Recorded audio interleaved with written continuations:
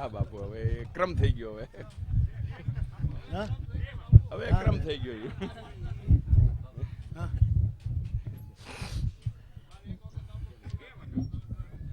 બાવાના બે સુધર્યા. વાહ બાપુ, વાહ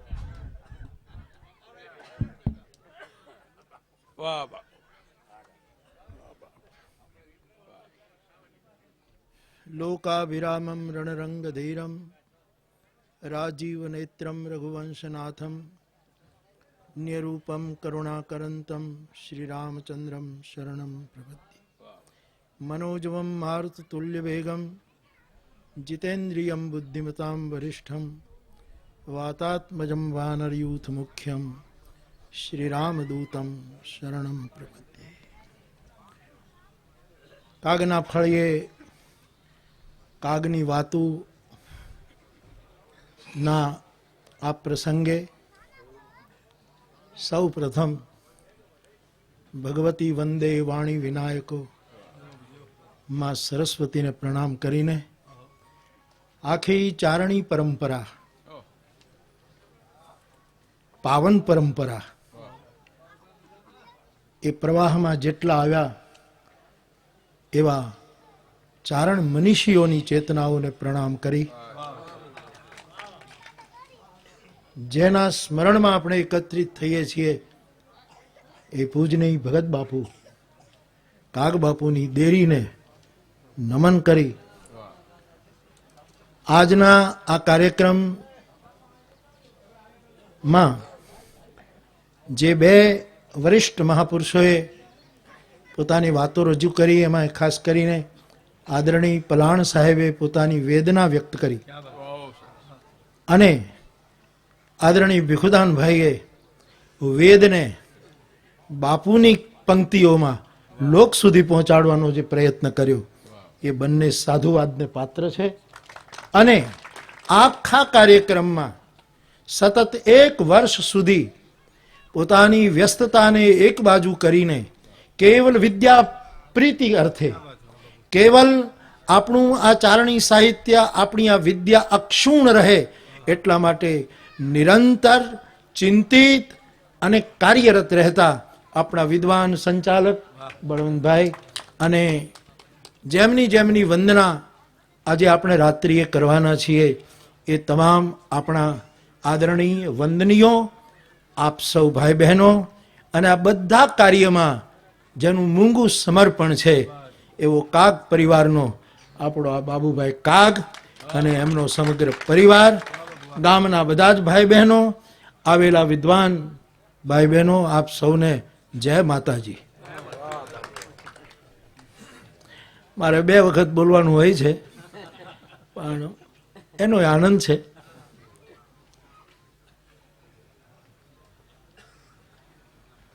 શબ્દ તો આકાશનું સંતાન છે. કોઈ પણ શબ્દ જ્યારે ઉતર્યો પછી ઋષિઓને વેદના રૂપમાં ઉતર્યો, પૈગંબરોને કુરાનના રૂપમાં ઉતર્યો, બાઇબલકારને ગિરિ પ્રવચનોમાંથી ઉતર્યો, કોઈને ધમ્મપદમાં ઉતર્યો, કોઈને આગમમાં ઉતર્યો, વાલ્મીકીને રામાયણમાં ઉતર્યો કે મારા તુલસીને ચોપાઈમાં ઉતર્યો કે ભગત બાપુને પોતાની વિદ્યામાં ઉતર્યો. શબ્દ એ આકાશનું સંતાન છે. એ આકાશના સંતાનની રખેવાળી માટે બીજા સમાજની જવાબદારી નથી જેટલી વ્યાસપીઠ ઉપર બેસનારની છે અને જેટલી ચારણ વિદ્વાનોની છે. જેણે શબ્દનું સેવન કર્યું. હમણાં જ અમે હું ભીખુદાનભાઈ કાલે પૂજ્યપાદ તદ્રુપાનંદજી મહારાજનું ગીતા પ્રવચન સાંભળતા હતા. એમણે કહ્યું કે મને બહુ ગમ્યું કે શબ્દ તો બહુ છે પણ શબ્દનું દોહન નથી થતું, શબ્દ સેવાતો નથી. અને કબીરને કહેવું પડ્યું સાધો શબ્દ સાધના કીજે. પછી કોઈનો ઉચ્ચારિત શબ્દ હોય, કોઈનો ગેય શબ્દ હોય, કોઈનો લિખિત શબ્દ હોય, એમાં આટલી બધી હસ્તપ્રતોની વાત બળવંતભાઈ કરી. આપણે બધા શબ્દના ઉપાસકો છીએ અને એમાંય શબ્દનો જેણે શબ્દનું સેવન કર્યું છે એ આકાશના ગુણને જેણે પકડ્યો છે એને બીજી 4 વસ્તુ ધ્યાનમાં રાખવા જેવી. મને બળવંતભાઈ ઠીક શબ્દ આપ્યો કે બાપુ એના વિચારો રજૂ કરે, નહીંતર મારે શું થાય, જ્યાં જાઉં ત્યાં એમ જ કે આશીર્વાદ આપશે, એટલે અમારે તો કાંઈ વિચાર જેવું છે જ નહીં. અમે તો વંશે સદૈવ ભવતામ હરિભક્તિ રસ્તુ. જ્યાં જાય શિષ્ટ સાહિત્યના ક્ષેત્રમાં જાઓ, લોક સાહિત્યમાં, બસ આ માટે જ જાણે અમને ચડાવતા હોય. અમારે કાંઈક વિચાર છે સાહેબ, અમે એ શબ્દ પીધો છે, અમે એ શબ્દના પ્યાલા પીધા છે. અને મારા માટે તો હું બહુ, આપણો આ સરસ્વતી પરિવાર બેઠો છે, ધીરુભાઈ, જય શ્રી રામ, મારા બાપ, આવો બાપ, આવો આવો. હું કવિ સ્મિતના ગ્રંથ વિમોચન વખતે કદાચ કહેતો હતો કે આપણે ત્યાં એક યુવાન હિન્દી સાહિત્યનો કવિ, યુવાન કવિ દુષ્યંત કુમારે કહેલું કે जिसे मैं ओढ़ता बिछाता हूँ वही गजल आपको सुनाता हूँ. સાહેબ, હું એક સાધુ તરીકે, એક તલગાજરડાના બાવા તરીકે અને શબ્દના સાધના કરતા એક બાળક તરીકે કહી શકું કે હું શબ્દમાં સૂવું છું, શબ્દ ઓઢું છું, શબ્દ મારું ઓશીકું છે, શબ્દમાં પડખું ફરું છું, શબ્દમાં બેઠો થાઉં છું, શબ્દમાં પીવું છું, શબ્દમાં ખાઉં છું, શબ્દમાં બોલું છું. એટલે શબ્દની મને મહિમાનો આપ જેવા વિદ્વાનોના સંગથી ખ્યાલ છે. હું જાણનારો નથી, માણનારો છું. જાણનાર તો અહીંથી આ મંચ ઉપરથી જાણ, કેટલી વાતો બાપાએ કરી, કેટલા સરસ બાપુના કાવ્યો દ્વારા ભીખુદાન ભાઈએ એ વાત રજૂ કરી. ગઈ વખતે જોઈએ તો આપણો ઉપેનભાઈ, હા, ક્યાંથી ક્યાં વાત. અને હું તો ભૂલી જાઉં એના પેલા બળવંતભાઈને વિનંતી કરું, રાજુભાઈને વિનંતી કરું, બાપભાઈ કાગને વિનંતી કરું કે સાહેબ તમારું ટ્રસ્ટ છે અહીંયા, કદાચ ટ્રસ્ટ થયું છે, અહીંયા જેટલા પ્રવચન થાય અને રાતના જે કાર્યક્રમમાં જે કંઈ બોલાય એને એડિટ કરી અને આનો એક ગ્રંથ સંપાદિત થયો, આનું એક પુસ્તક તૈયાર થવું જોઈએ. 2-4 વર્ષનું બધું જે ભેગું કરીને આટલા વખતનું, અને એનું સંપાદન થવું જોઈએ, જેથી કરીને એક મોટું પ્રમાણ આપણી ભાવિ પેઢીને પ્રાપ્ત થાય. તો શબ્દનો મહિમા હું બળવંતભાઈ માનું છું કે બીજા કોઈ પણ દેવદેવીનો તમે અપરાધ કરો તો વિપળી તમને માફ કરે, પણ શબ્દનો જો અપરાધ કર્યો તો એમાંથી છૂટવું પછી બહુ જ મુશ્કેલ. કદાચ 2-3 જન્મ લેવા પડે ને એ છૂટાતું હોય તો અઘરું છે સાહેબ. એટલે શબ્દના ઉપાસકના નાતે હું અહીંયા બોલું છું, જાણનાર તરીકે, ચારણી સાહિત્યનો જાણકાર તરીકે નહીં, માણકાર તરીકે બોલું છું કે મને ગમે છે, હું એને પીવું છું, એને માણું છું, એની એક એક વિધાને મને અંદરથી હલાવે એ વિધાઓને હું સ્વાગત કરું છું. તો બાપ, શિષ્ટ સાહિત્ય અને લોક સાહિત્ય, સુંદરમની આગેવાનીમાં ગુજરાતી સાહિત્ય પરિષદને યાદ કરી અહીંયા જુનાગઢમાં, અને લોક સાહિત્યને પ્રવેશી નગર કી જય સબ કાજા એને પ્રવેશ આપવામાં આવ્યો. અને વળી પાછી જુનાગઢમાં ગુજરાતી સાહિત્ય પરિષદની બેઠક બધાની વિનંતીથી સ્વીકારાઈ છે 23, 24, 25 ડિસેમ્બર આ 11માં. ત્યારે પણ આપણા બધાનો એવો પ્રયાસ રહેશે, સવિનય પ્રયાસ રહેશે કે એમાં લોક સાહિત્યને આદરપૂર્વકની જગ્યા મળે, એને સ્થાન મળે. મને એવું સમજાય રાજુભાઈ કે શિષ્ટ સાહિત્ય અને લોક સાહિત્ય, પણ લોક સાહિત્ય બોલાય છે, મારી દ્રષ્ટિએ લોક સાહિત્ય એ ઇષ્ટ સાહિત્ય છે. એક શિષ્ટ સાહિત્ય, બીજું ઇષ્ટ સાહિત્ય. શું કામ? એના મારી પાસે કારણો છે. એક, શિષ્ટ સાહિત્યનો સર્જક બ્રહ્મા છે, ચતુર્મુખ છે, વિચારોનો દેવતા છે. આખું શિષ્ટ સાહિત્ય ત્યાંથી વેદથી લઈને તમે ધારાઓ લો તો ચતુર્મુખ બ્રહ્મા એ શિષ્ટ સાહિત્યનો સર્જક છે. આ લોક સાહિત્યને જ્યારે હું મારી જવાબદારીએ ઇષ્ટ સાહિત્ય કહું છું ત્યારે એનો સર્જક લોકનાયક ભગવાન શિવ છે. શિષ્ટ સાહિત્યનો સર્જક બ્રહ્મા, એમાં કોઈને બે મત ન હોઈ શકે. લેખ બ્રહ્મા લખે પૂછી પૂછી અને હુકમ લીધા પછી વાયુ વાતા. આ જે બધાના લેખ નકરારો પહેલી કલમ આ જગતમાં ભારતીય દર્શનમાં કોણે ઉપાડી છે? તો એ બ્રહ્માએ ઉપાડી. પહેલી કલમ જેના હાથમાંથી. મને તદ્રુપાનંદજી બાપજીનું, મને ભીખુદાનભાઈ કીધું ને બાપુ કંઈક કહેશે, પણ મને એ બાવો યાદ છે, અત્યારે પ્રવચન કરતા હશે. એણે બહુ સરસ કહ્યું. મેં ક્યારે આ માટે વિચાર્યું નહોતું સાહેબ. એમણે એમ કહ્યું કે ગીતાનું ઉદ્ઘાટન કોણે કર્યું? ગીતા તો મંડાણી મધ્ય મહાભારતમ, બરાબર, પણ ઉદ્ઘાટન કરનારો કોણ? એનું ઉદ્ઘાટન ધૃતરાષ્ટ્રએ કર્યું. ધૃતરાષ્ટ્ર ઉવાચ. આવો વિચાર કર્યો નતો ક્યારે. અને બહુ જ મોટી વાત એમણે કરી કે એનો ઉદ્ઘાટક ધૃતરાષ્ટ્ર છે. અને આ દેશ જ કરી શકે કે ધૃતરાષ્ટ્રના હાથે ઉદ્ઘાટન થાય અને સર્વ રાષ્ટ્રનો નાયક ગીતાનું જ્ઞાન આપણને પીરસી જાય એવું આ દેશમાં જ થઈ શકે સાહેબ. અત્યારે ધૃતરાષ્ટ્રો ઘણા છે, ઉદ્ઘાટન કરાવવા જેવા નથી. આંધળા પણ છે, મમતાગ્રસ્ત પણ છે, મોહની કોઈ સીમા નથી સાહેબ. નાના નાના પગવાળા મોટા પદ ઉપર બેઠા છે અને બાપાએ કહ્યું એમ કાયદો એ ઘડે ને પાલન આપણે કરવું. આવી દશામાં ભારત જીવી રહ્યું છે.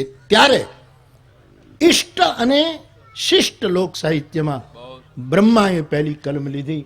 એણે શિષ્ટ સાહિત્ય રજૂ કર્યું. પણ લોક સાહિત્ય, જેને હું ઇષ્ટ સાહિત્ય કહું, એનો કરતા શિવ છે. અને તેથી જ શિવને આપણે લોકનાયક ગણ્યો છે, શિવને લોક દેવતા ગણ્યો છે. શિવને દરેક ગામના પાદરમાં એને આપણે બારણા વગર બેસાડ્યો છે. કપડા વગરનો તો હતો જ, પણ આપણે એને બારણા વગરનો કર્યો છે સાહેબ.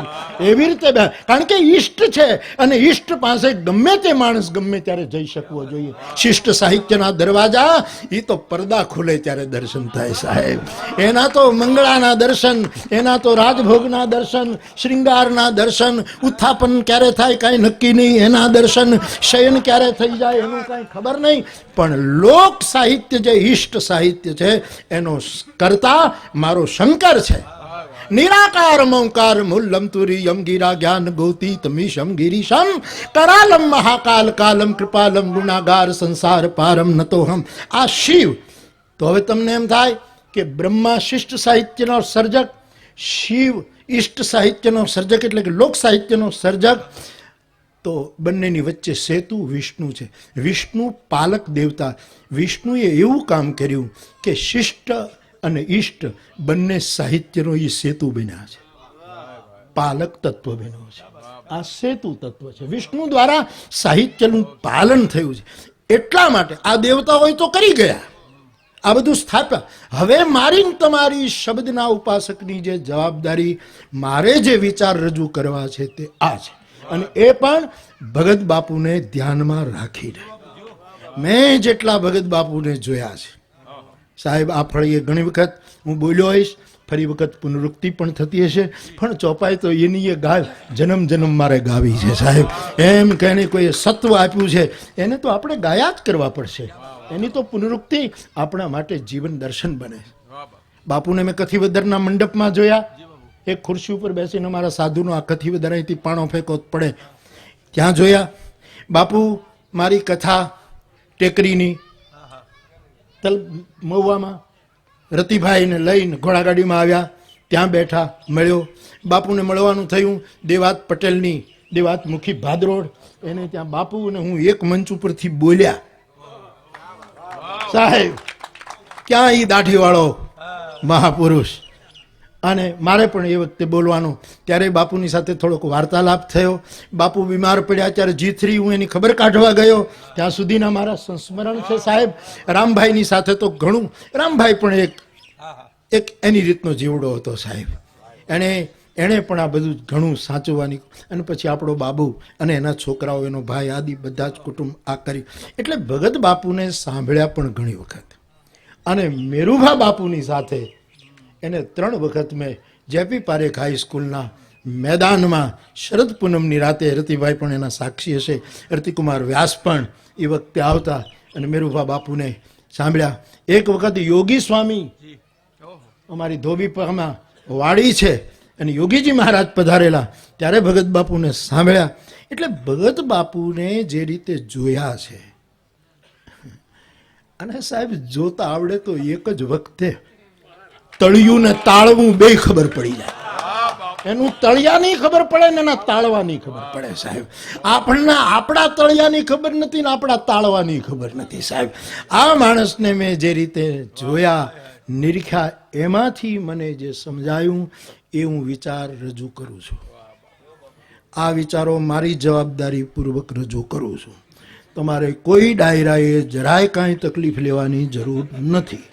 આ મારી જવાબદારી છે, અને પછી તમે તમારી રીતે એને પરખજો. તમે મૂલવનારા માણસો છો. ક્યારેક સાચું મૂલવો, ક્યારેક તમને ગમે એવી રીતે મૂલવો, કારણ કે તમે તમે છો.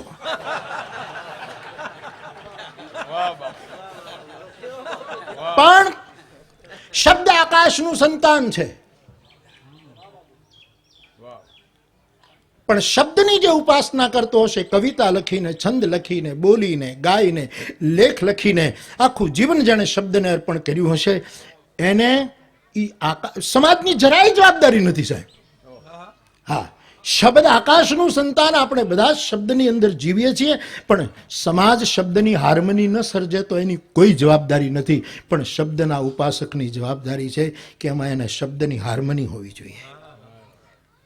એમાં પહેલી વસ્તુ, આકાશમાંથી નીકળેલો શબ્દ, એની સાથે શબ્દના ઉપાસકનો ધરતીની ધીરજ જોડાવી જોઈએ. પંચતત્વો છે આપણે, અને આ એક શબ્દની સાથે બાકીના ચારેય તત્વો જોડાવા જોઈએ. એણે શબ્દ સાધના ઠીક કરી કહેવાય એવું મને લાગે. જે માણસની પાસે શબ્દ છે પણ ધીરજ નથી સાહેબ, ગાગરમાં ચણા જેવું થાય સાહેબ. ખખડે પણ એનો કોઈ અર્થ નથી. ધીરજ જોઈએ. ભગત બાપુની ધીરજ તમે જુઓ, મેરુભા બાપુની ધીરજ જુઓ, પિંગળસિંહ બાપુ, એને તો અમને અમારા લોક સાહિત્યના ક્લાસો લીધા. હું શાહપુર જ્યારે ભણતો હતો ત્યારે લોક સાહિત્યનો એક પીરિયડ ચાલતો, અઠવાડિયે પિંગળસિંહ બાપુ છત્રી લઈને આવે અને અમને શાહપુરમાં પીટીસીના અમે વિદ્યાર્થીઓ અમને ભણાવતા લોક સાહિત્ય વિશે.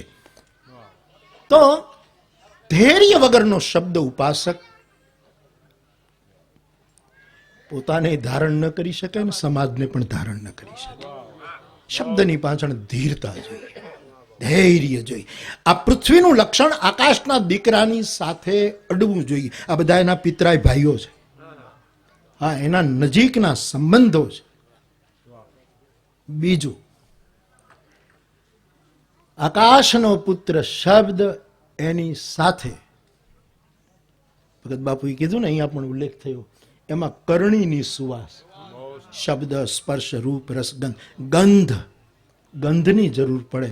અને શબ્દના ઉપાસકના શબ્દની ગંધ કેવલ કેવલ કેવલ એની કરણી છે. શબ્દની સાથે કરણી ન જોડાય તો શબ્દ ગંધ વગરનો હોય.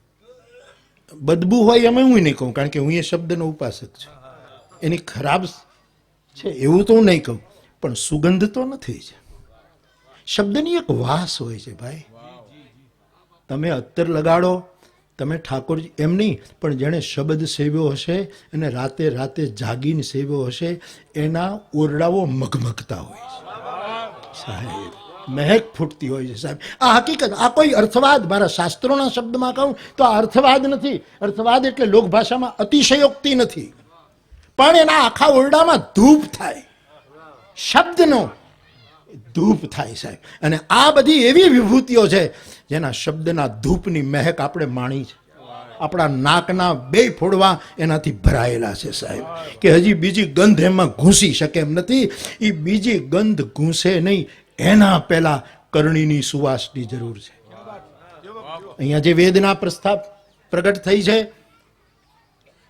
એ શબ્દના ઉપાસક તરીકે આપણે બધાએ વિચારવાની છે કે કરણીની સુવાસ, ધરતીની ધીરજ, કરણીની સુવાસ, અને એની સાથે અગ્નિ તત્વ જોડાવવું જોઈએ.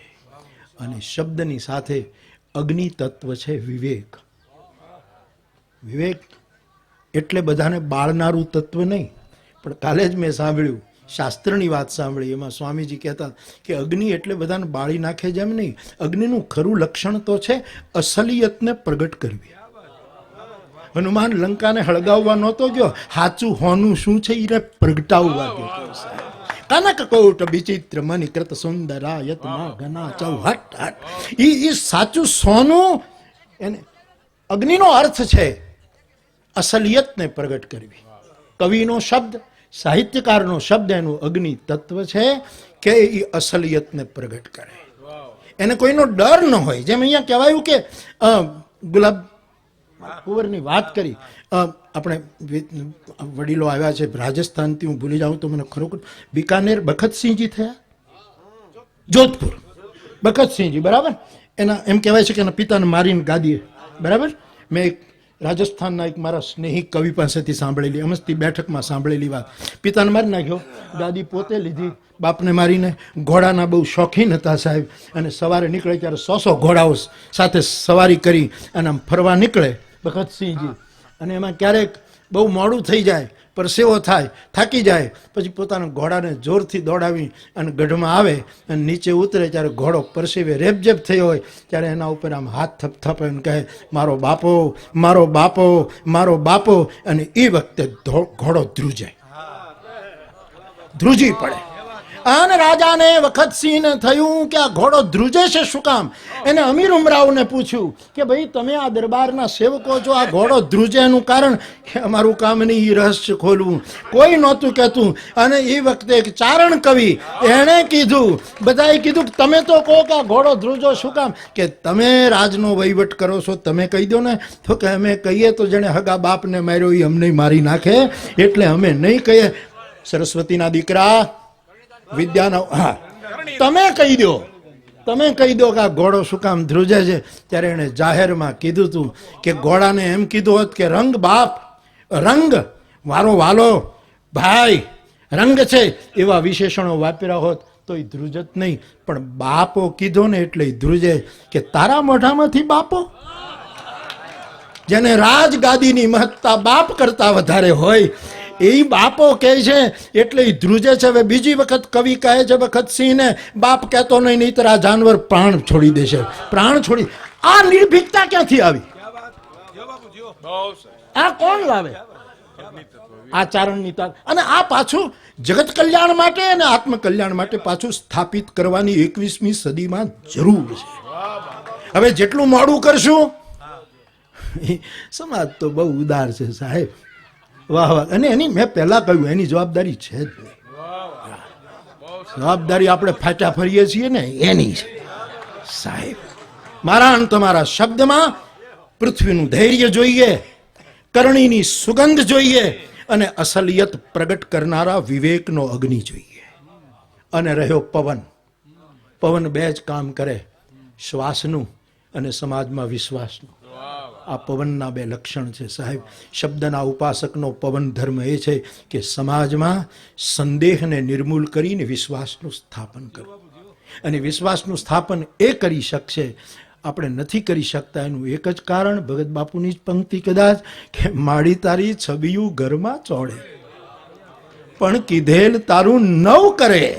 અને માડી તે તો દારૂને દેશવટો દેવા અને અંબા અવતરી. આપણે શું કરીએ છીએ? કરણીની ગંધ આવે છે કે કોથળીની ગંધ આવે છે?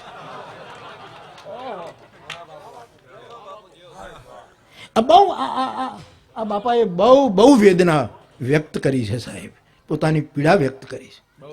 આપણે એમાં કરણીની શ્વાસ, વિવેકનો અગ્નિ અને સમાજનો વિશ્વાસ પ્રગટે. ભગત બાપુમાં આટલો બધો વિશ્વાસ કેમ સાહેબ? ભગત બાપુને જુએ એને સાધુ જ લાગે. અમારો વિદ્યારામ હરિયાણી તો ઓળઘોળ થઈ ગયો સાહેબ. આ પાઘડી જોઈને, આ બાપુની ધોતી જોઈને સાધુ જ વેશ સાહેબ. કોઈક સાધુ ચાલ્યો આવે છે વૈષ્ણવ સંપ્રદાયનો, એવો એવો એનો આખો વેશ હતો સાહેબ. અમુક દાઢીઓ જે મને ગમે છે એમાંની એક દાઢી આ છે. હા, રવિન્દ્રનાથ ટાગોરની દાઢી, સર પ્રભાશંકર પટણીની દાઢી, ભગત બાપુની દાઢી. આમ તો ઘણાના ટોપાય મને ગમે છે. તકતદાનનો ટોપો હેડ પહેરે છે, આજ નથી નહીં તો ઈ પહેરે. શાહબુદ્દીન રાઠોડનો ટોપો, બરાબર, ઝવેરીલાલ મહેતા ઓલો ફોટોગ્રાફર એનો ટોપો, અને અમારો મહુવાનો પત્રકાર કાંતિ ભટ્ટનો ટોપો. સાહેબ ટોપા વાળાના ટોળા ઉતર્યા. આવું એક ગીત હતું આપણે ત્યાં આઝાદીના વખતમાં, પરદેશી ભૂખ્યા રે આ ટોપા વાળાના ટોળા ઉતર્યા. સ્કૂલમાં અમે ગાતા હતા સાહેબ. આ ગાંધીજીને એકલાને આઝાદી મળી એમ નથી, એમાં આપણા ક્યાંક રાગ ભળ્યા છે સાહેબ. ચડિયું પહેરીને ફરતા હતા ત્યારે આપણે ગાતા હતા સાહેબ. આ બધું ભેગું થયું. સંગચ્છધ્વમ સંવદધ્વમ, આ ન્યાય બધું ભેગું થયું. તો બાપ આ દાઢીઓ સાહેબ, હા એક ચોથી દાઢી કહું, ઓશો રજનીશજીની દાઢી સાહેબ, હા સુકરાતની દાઢી. આમ જો પ્રદેશમાં આટો મારવા જઈએ તો આપણા કેટલા દાર્શનિકો થયા, એની દાઢી, મહર્ષિ અરવિંદની દાઢી સાહેબ. ખેર, હું આપને એ કહેવા માંગુ છું કે આ બાપુને જ્યારે આપણે નિહાળીએ છીએ ત્યારે શું કામ આટલો બધો વિશ્વાસ જાગે છે? શું કામ આટલું? કારણ મારા વિચાર પ્રમાણે, હું ખોટો પણ હોઈ શકું, કોઈ પણ સાહિત્યના ઉપાસકમાં 6 લક્ષણો હોવા જોઈએ. આ તમારે સ્વીકારવાની જરૂર નથી, મને ખબર છે તમે સ્વીકારશો નહીં.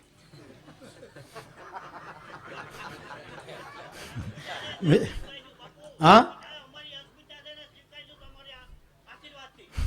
નહીં, આ તો એમાં હું પહેલો ગોઠવાઉં છું કે શબ્દના ઉપાસકમાં હું પણ છું, અને તેથી બધા માટે એમાં જ્યારે લોક સાહિત્યની ઉપાસના હોય ત્યારે ષડાંગ લોક પુરુષ હોવો જોઈએ. ષડાંગ, એના 6 લક્ષણો મારા વિચારમાં જ. બળવંતભાઈ વિચાર રજૂ કરવાના કીધા એટલે ઝાલર ટાણું થવા આવે છે, અને ઝાલરનો ડંકો મારીને કહેવા માંગુ છું. અને પછી ભગત બાપુની જેમ બ્રિટનમાં પેલું મ્યુઝિયમ છે, એમાં બધાના મીણના પૂતળા મૂકવામાં આવે છે. આબેહૂબ આ ભગત બાપુએ મહાભારતના પાત્રોના મીણના પૂતળા આપણા હૈયાના મ્યુઝિયમમાં મૂકી દીધા છે. પછી એક ધૃતરાષ્ટ્રનું પૂતળું હોય, કે પછી એક કર્ણનું પૂતળું હોય, કે પછી દ્રૌપદીનું પૂતળું હોય, કે પછી ધર્મનું કે અર્જુનનું પૂતળું, કેટલા કેટલા પૂતળાઓ મૂક્યા છે. અને સાહેબ એ ક્યારેય કોઈ નાશ ન કરે એવી રીતે. શું કામ? કારણ કે આ ષડાંગ પુરુષ છે. એના 6 લક્ષણો.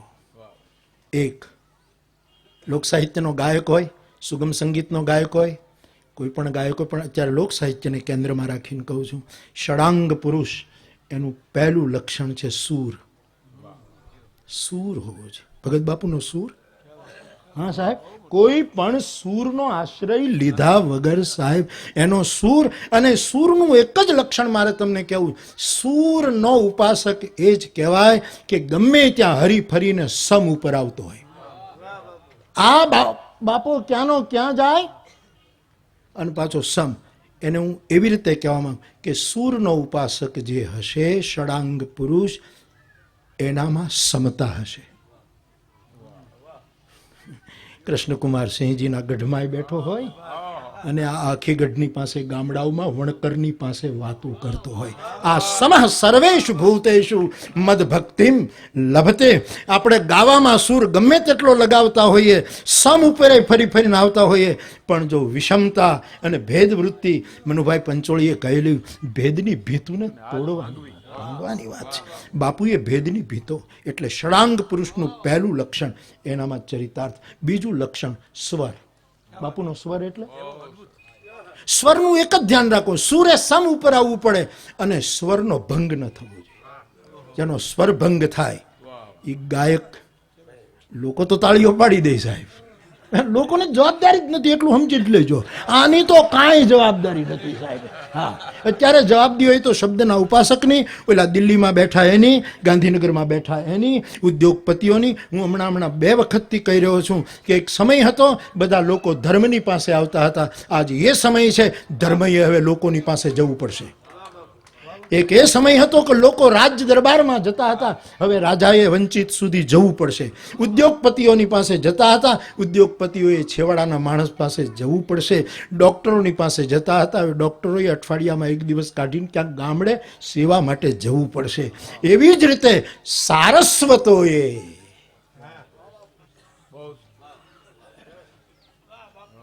શું કરવું એ હવે તમે નક્કી કરી લેજો. આપણે જવું પડશે સાહેબ. એના ભગત બાપુ કુબે કુબે ગયા, ગામડે ગામડે ગયા, અને એક બાજુ બિંદુ મહારાજ રામાયણ ગાતા હોય, ભગત બાપુ શ્રોતા હોય, મહારાજાનો ગઢ ઓલો હોય, અને સાહેબ બાપુ કથા કરતા હોય, મહારાજ સાંભળતા હોય. આવી પણ ઘટનાઓ. પણ એનું એક જ કારણ, એના સૂરમાં સમ હતો. બીજું એનો સ્વર ક્યારેય ભંગ. એનો સ્વર, એક તુકારામ જગતગુરુ છે સાહેબ, એના સ્વરમાં ક્યારેય ભંગ ન થયો, એટલે એણે જે ગાયું એનું આખું નામ અભંગ પડ્યું. અભંગ. કવિતાને કોઈ ભાંગી જ ન શકે, એનું નામ કવિતા. કવિતાની તોડફોડ કરે એનું પોસ્ટમોર્ટમ થઈ જ ન શકે. એ જ કવિતા. જેનું થાય સમજવાનું કે કવિતા નહોતી, જોડકનું હતું. એનું તમે કાંઈ કરી જ ન શકો, એ તો ઉતર્યું હોય સાહેબ. સ્વરભંગ ન થાય બાપુનો. ત્રીજું લક્ષણ લય. લય બાપુની મેં સાંભળ્યા છે રેડિયો ઉપર પ્રત્યક્ષ. પછી ભીખુદાનભાઈને સાંભળીએ કે એની હલકમાં જેટલા જેટલા બોલતા હોય, એ લય ન તૂટે. અત્યારે કોઈનું લયનું ભાન નથી. એવા લય નીકળે છે કે પ્રલય હારો, પ્રલય ઉત્તમ. એમ થાય કે આપણે સીતાજીની જેમ સમાઈ જઈએ. આમ સાહેબ મારો બાપ આ એને લય બંધ કરે તો લય સાહેબ તૂટે નહીં. આ સાહિત્ય પુરુષનું ત્રીજું અંગ. અને ચોથું અંગ તાલ. તાલ. પછી શાસ્ત્રીય સંગીતનો એક તાલ હોય, જપ તાલ હોય, ત્રિતાલ હોય, કે જેટલા તાલ હોય એ ભગત બાપુ તાલ ન ચૂકે સાહેબ. એની જે ચપટીનો જે તાલ હતો, હાવ મૌલિક પ્રદાન હતું. ભગત બાપુ સિવાય મેં આવી રીતે કોઈક વગાડતા મેં નથી સાંભળ્યું ભાઈ સાહેબ. હા. અને અત્યારે ઘણા એ બાપુનું યાદ અપાવવા માટે વગાડે છે, પણ એનો તાલ એમાં સમાયેલો. સાહિત્યના ઉપાસકમાં તાલ હોવો જોઈએ. ખેર, સંગીતનો તાલ છોડી દો, પણ સાગર મિલે નદી મિલે સાગર કે જલ में, સાગર મિલે કોણ સે જલ में કોઈ જાને. તાલ તો માણસ તાળવાનો વિષય છે. તાલના ઘણા અર્થો થાય. તાલ એટલે તાળવું, તાલ એટલે સંગીતનો તાલ, અને તાલ એટલે સરોવર. ભીખુદાનભાઈ કીધું ને કે હે તળાવના પાણીડાઓ, તમે ભેગા રહીને હંપીને રહેજો. આપણો સમાજ ભેગો રહીને હંપીને ન રહી શકે. એને હું તો બધા સમાજને કહું છું, ખાલી આ એક જ સમાજને નહીં. હા, મારે કારણ વગરની હોરવી નથી, આમે ઘણું સાંભળું છું. અત્યારે તમે વાહ વાહ કરશો, પછી મને કાગળ આવશે તમે આમ. આ તો ડાયરો છે સાહેબ, ડાયરાની વાતો જુદી છે. હા, કારણ વગરનું મારા હુળ ઘોડું ઝાડ હું કામ કરવું લેવા દેવા વગર.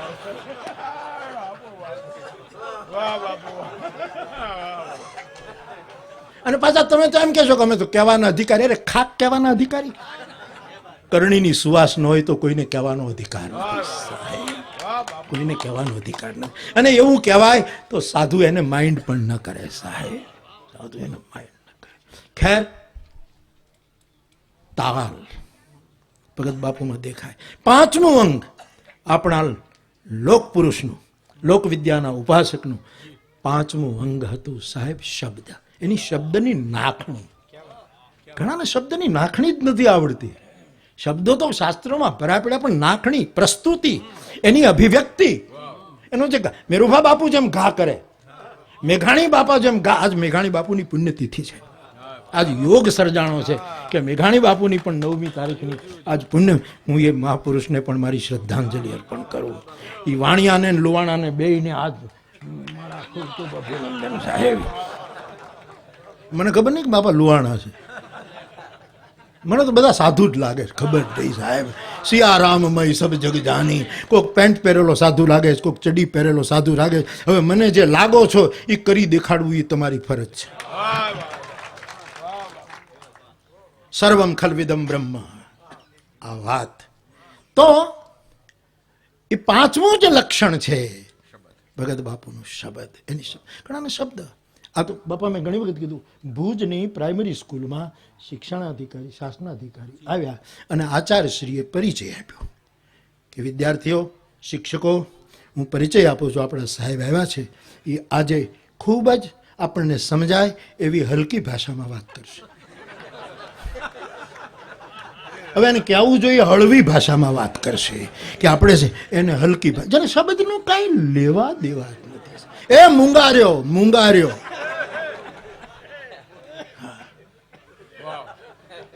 બાળક જન્મવું હોય તો નિરોગી જન્મવું જોઈએ સાહેબ.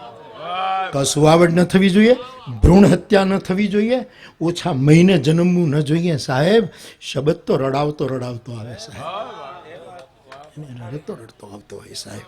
તો એક એ શબ્દનો જે મહિમા બાપુના વક્તવ્યોમાં, એના ગાયનમાં, અને છઠ્ઠું લક્ષણ જેને બોડી લેંગ્વેજ કહેવાય અથવા તો શરીરની મુદ્રાઓ.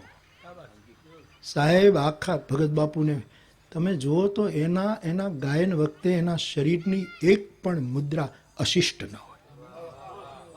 હા સાહેબ, આ તમે મારા વડીલો બેઠા છો, તમે માણ્યા છે, મેરુભા બાપુની એક પણ ચેષ્ટા અભદ્ર ન હોય. હા, કારણ કે એનો જે હાથ ઊંચો થવાનો હોય એ માણસોને ત્યાં જોવું પડે. આમ હાથ થાય તો આખું ઓડિયન્સ ત્યાં જોવે કે અહીં શું છે.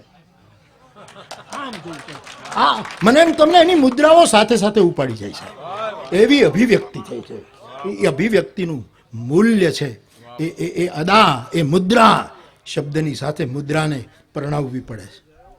હા, એની સાથે એનું દાંપત્ય હોય છે. શબ્દ પતિ છે, મુદ્રા એની ધર્મપત્ની છે.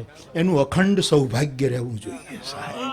મુદ્રા જ ન હોય સાહેબ, અથવા તો અભદ્ર મુદ્રાઓ હોય, એની પાછળ મેલા સંકિતો હોય, તે દિવસે આપણો મંચ પણ લાગતો હોય, અમારી વ્યાસપીઠો પણ અમને આશીર્વાદને બદલે શ્રાપ આપવા માંડતી હોય છે સાહેબ. એક એની ભગત બાપુ જેવા સાધુ ચરિત કવિની મુદ્રાઓ પણ આવી. આવો ષડાંગ પુરુષ ફરી 21મી સદીમાં આપણને દરેક ક્ષેત્રમાં શબ્દની ઉપાસનાના ક્ષેત્રમાં જરૂરી છે. અને નહીં મળે એમ નહીં સાહેબ, આપણી પાસે હોય છે, આપણે એને ઓળખવા પડશે. અને આખી પ્રક્રિયા શું કામ છે કાગ એવોર્ડ, કે એને ગોતી ગોતીને અહીંયા લાવી એને પગે લાગવાની આ પ્રક્રિયા છે. કે આમાં તમે કંઈક જુઓ, આમાં કેટલા અંગ દેખાય છે, એને વંદન કરવાની. આપણો એક પણ વિદ્યાપુરુષ વિકલાંગ ન હોવો જોઈએ. એક અંગ ખાડું તો પછી મૂર્તિની પૂજા નથી થતી વૈદિક ધર્મમાં. મૂર્તિનો આંગળી કપાઈ જાય તો મૂર્તિને જળમાં પધરાવી. આ છ મારા વિચારમાં ભાઈ, 6માંથી એકાવન ખાંડું થાય તો હું તો એમ ન કહું કે દરિયે પધરાવી દેવાય, પણ એના ઉપર એક ઘડો પાણી રેડી દેવું જોઈએ સાહેબ.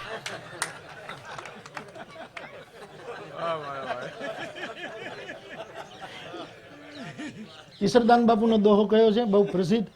ઈસરે ઘોડા વેટિયા અને મહાલ સાગરની માય તારણ હારા તારશે સાયા પકડી બાઈ. બરાબર. હવે ઈ તો મને કોઈ શંકા નથી, કોઈ શંકા કરી જ ન શકે. આ જગતમાં અમુક વસ્તુ બુદ્ધિથી પર છે, આપણી સીમાની બહાર છે, એટલે આપણે કંઈ. પણ આજનું જગત તર્ક કરે. મને એક ભાઈ પૂછતા હતા કે ઈસરદાન બાપુએ ઘોડાને આમ જવા દીધા મહાસાગરમાં અને તારણ હારો તારશે ને સાયા પકડી બાઈ, એટલે આમ ઘોડા આમ જવા દીધા હશે. મેં કીધું મને ખબર નથી, એ નક્કી તું કર, મને કોઈ શંકાય નથી. આ દેશમાં ખરાબ આટલું થાય તો સારું કાંઈ નહીં થતું હોય. હા, એ કઈ સારું નથી, પણ એનું મીડિયા નોંધ નથી લેતું. મીડિયા વ્યસ્ત છે. આ અહીંયા આટલો મોટો વજનદાર કાર્યક્રમ થાય છે, મીડિયાને એની કેટલો મહિમા છે. એટલા માટે કહું છું કે આનું સંપાદન થવું જોઈએ. જેમ ભીખુદાનભાઈ કે છોકરાઓ અમને પૂછે દાદને ગાવ, મેઘાણી બાપુને ગાવ, ટાટ બાપુને ગાવ, એની ભૂખ સંતોષવાની આપણી જવાબદારી છે. એને પિઝા આપવાને બદલે પુસ્તક આપો. એને મેગી ખવડાવવા કરતા એને કોઈક એક રેણંકી છંદ આપો. એને ચાઇનીઝ ડીશ આપવા કરતા એની ચાહના વધે, એની રુચિ વધે, એવું કંઈક એને આપણે આપવું પડશે. તો આ વસ્તુને આપણે પાછી સ્થાપિત કરવી પડે. તો આ ષડાંગ પુરુષ એમાંથી એકાદી વસ્તુ જો ઘટશે તો મને એમ લાગે છે કે તો ઈસરદાન બાપુના માટે મેં કીધું ભાઈ એ તો ચારણ વિદ્વાનોને પૂછો, એના અભ્યાસીઓને પૂછો, મને હરસુરભાઈને પૂછો, તે વળી કંઈક નવું કાઢીને કહે, મને ખબર નથી ભાઈ સાહેબ. તું કહેજે બાપા, હાજે બે ત્યારે જો કંઈક કહેવાય તો કહેજે મારું બા. હા, રાજકોટ તો હોય જ છે સાહેબ, એ તો સવાલ. રાજકોટ હોય છે, દૂરદર્શન એનું લે છે, આપણા જે શીલવંત મીડિયા છે જેને શીલની પડી છે, જેને એ તો અમુક છાપાના નામ નહીં લઉં, લઈ વળી બીજા છાપા નારાજ થાય. વિચારી વિચારીને પગલાં ભરું છું સાહેબ. એવું છે આમાં. કારણ કે ગમે ત્યાંથી લોકોને તો વાત જ પકડી જ લેવી, વાત આમ થયું કેમ થયું. હવે આ જે અમે ઉપક્રમ બળવંતભાઈ ને આ બધા ભેગા થઈને આ કર્યું, એમાં કાંઈ કોઈનું અશુભ થાય એવો તો આ એકેય કાર્યક્રમ નથી કે આ કાર્યક્રમે કોઈનું અશુભ કર્યું હોય, કોઈના ઘરમાં રોગ આવ્યો હોય. ઈર્ષાનો રોગ આવે તો તમે જાણો, દ્વેષનો રોગ આવે તો તમે એના સર્જક છો. એમાં અમે શું કરી? આ તો એક ઋણ ચૂકવવાની પ્રક્રિયા છે સાહેબ. મેં તો કેટલી વખત સાંભળ્યા, આટલી વખત સાંભળ્યા, એનું ઋણ ચૂકવવાનો આ એક પ્રસંગ છે સાહેબ. તમે તો બાપુની સાથે રહ્યા છો સાહેબ. આ પ્રસંગે તમને એવું નથી લાગતું કે ચારણના દરેક પાખાઓએ અહીંયા ભેગા થવું જોઈએ? હા, તમે એક દિવસ ન કાઢી શકો સાહેબ? મુશ્કેલી હોય તો કહેજો, મારા હનુમાનને કહેજો, એ તમારી વ્યવસ્થા કરી દેશે. એટલે આ બસ ભરી ભરીને આવો ને, એસી બસ મોકલશું.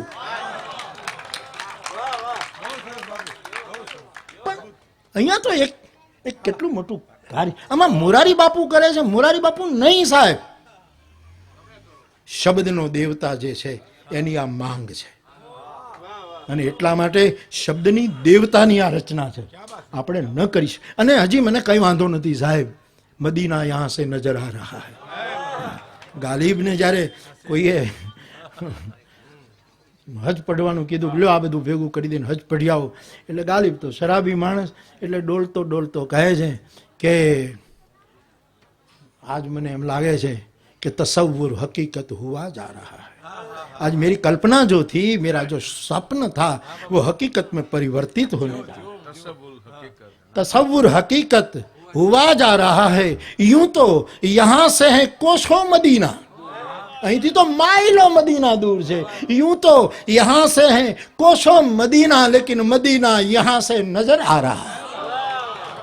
ભવિષ્ય તો ઉજળું હશે ને, કોઈ વસ્તુ નિરર્થક તો. પણ ભેગા થઈએ તો કેવું રૂડો લાગે. લગ્નમાં તમે ન જાતા, પણ આ ક્યાં કોઈ લગ્નનો માંડવો છે?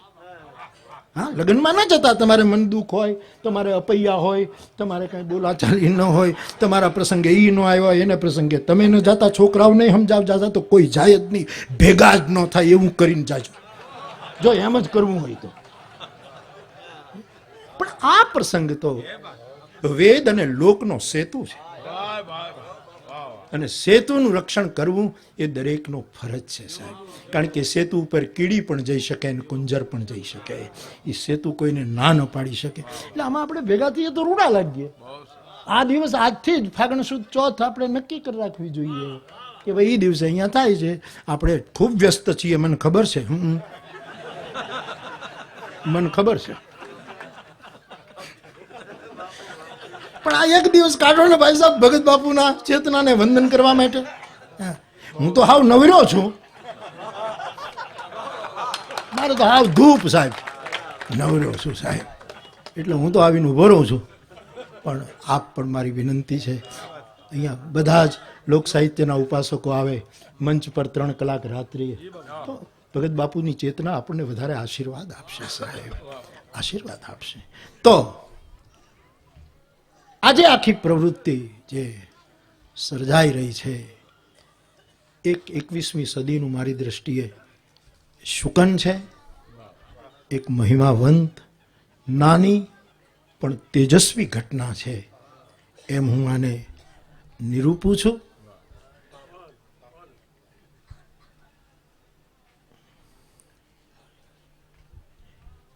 આમ છે ને, હું ઊભો ઊભો બોલું એટલે મને ખબર હોય કે મારે પૂરું કરવાનું. બેઠો બેઠો બોલું તો 9 દિવસ શરૂ કરી દો. એટલે આવું જે પરચુરણ હું કામ કરું ને, વ્યાસપીઠ તો મારું જથ્થાબંધ કામ છે. આ બધું મારી રિટેલ છે, એમ ટુકડે ટુકડે ટુકડે ટુકડે સાહેબ. એટલા માટે હું હંમેશા ઊભો ઊભો બોલું, કારણ નહીંતર મારી માનસિકતા મંડપ પણ તૈયાર છે, અને ક્યારે લોકાભિરામમ શરૂ કરી દઉં કાંઈ ઠેકાણું નહીં સાહેબ, કારણ કે શબ્દમાં જેવું છે. તો બાપ વિશેષ કંઈ ન કહેતા, આપણી જે આ ષડાંગ પુરુષની ઉપાસના છે, સાહિત્યના 6 અંગની જે આપના ઈ મૂર્તિ માં શારદા ખંડિત નહીં થવા દે. કારણ કે એને ખબર છે ક્યાં શું થઈ રહ્યું છે, કારણ કે માડી તારા બેસણા ગઢ ગિરનાર અને નવે ખંડ નજરો, તને બધું જ દેખાય છે ભેળિયાળી, હે જગદંબા તને બધું જ દેખાય છે. તો આ કાર્યમાં જે સેવા આપનારા છે, એટલે આ પ્રવૃત્તિની પાછળ અહેતુ હેતુ છે.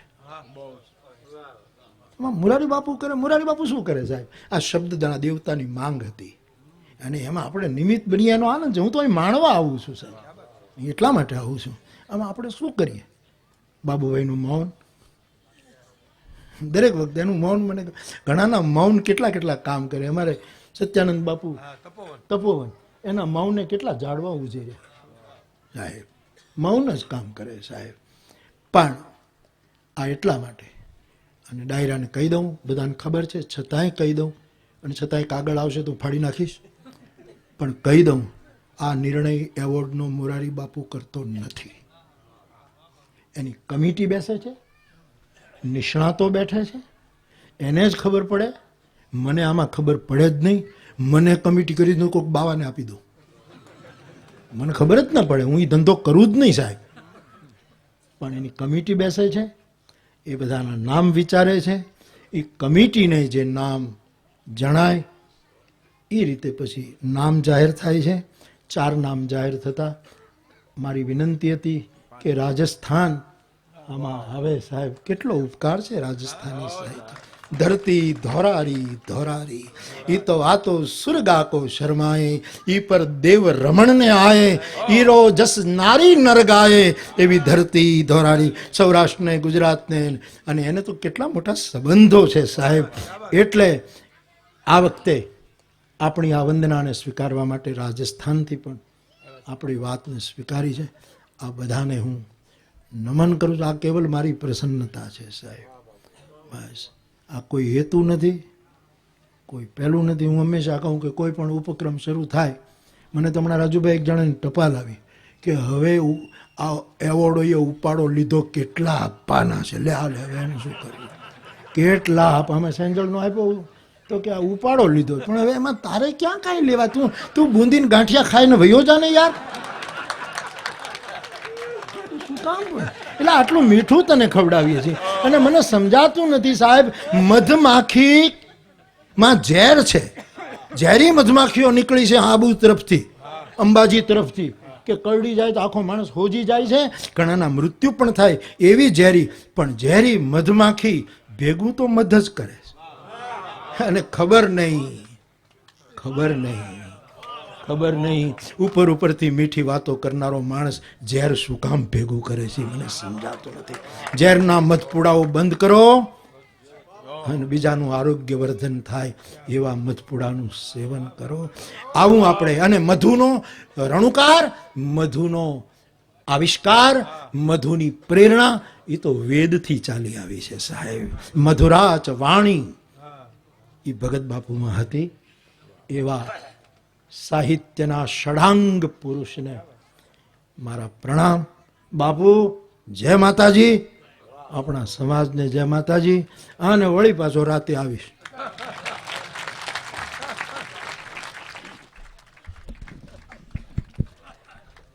કાગને ફળીએ કાગની વાતું, એ સાંસ્કૃતિક ઉપક્રમ અહીં વિરામ પામે છે. રાત્રે 9 વાગે આ સાંસ્કૃતિક ઉપક્રમના બીજા ચરણમાં પાછા મળીશું. નમસ્કાર.